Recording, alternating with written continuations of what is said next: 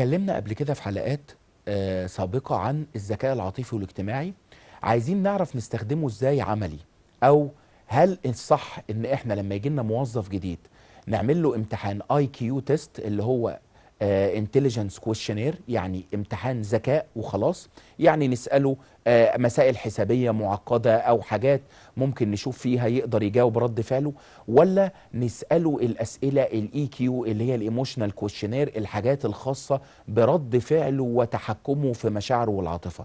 ايه اللي هيفيدني في الشغل؟ طب ايه اللي هيفيد الطلبة في المدرسة؟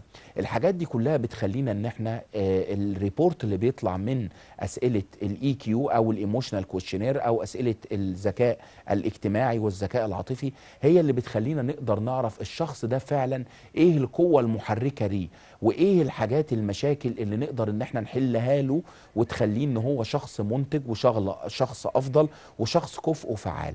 ليه الشخص يبقى كفء وفعال؟ النهارده الفاعليه انه يحقق اهدافه في اسرع وقت ممكن وباقل خسائر. الشخص اللي يبقى كفء انه يستخدم الموارد المتاحه، زي ما احنا بنسمع المصطلح ده كتير، انه يبقى عنده كفاءه في استخدام الموارد المتاحه حواليه باقل هدر.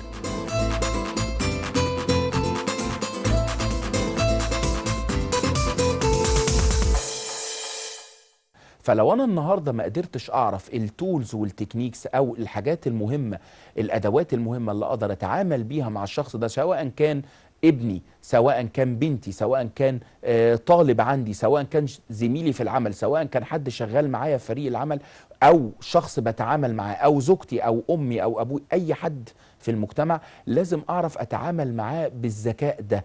ولازم الناس تعرف تفرق ان امتحان الانتليجنس كويشنير او امتحان الذكاء ده مش مقياس، بدليل ان زي ما احنا شفنا ستيف جوبز او بيل جيتس او اي امثله من اغنى ناس في العالم او الناس اللي كان موست كرييتيف بيبول في العالم، الناس الاكثر ذكاء والاكثر تطور والاكثر نجاح، كانوا بيسقطوا في امتحان الاي كيو انما نجحوا جدا في امتحان الاي كيو. فاذا امتحان الاي كيو هو ليس الا معبر عن ذكاء الشخص، او ازاي ان هو يقدر يحسب وخلاص، ويقدر ان هو يفكر افكار معينه.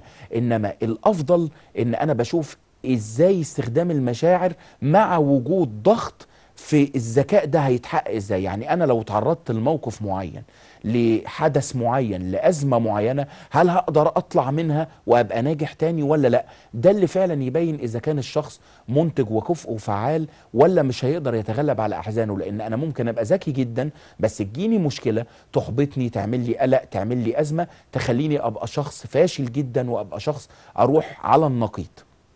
فأتمنى يا رب إن إحنا كلنا نقدر إن نستخدم الذكاء بتاعنا صح، ونقدر نتحكم في مشاعرنا، إن دي أهم شيء ودي اللي هتبقى تدينا المعرفة والقوة. فعلا كل شخص لازم يبقى عارف نفسه وعارف هو بيحتاج إيه بالظبط، وعارف هو بيحفز نفسه إزاي ويحفز اللي حواليه.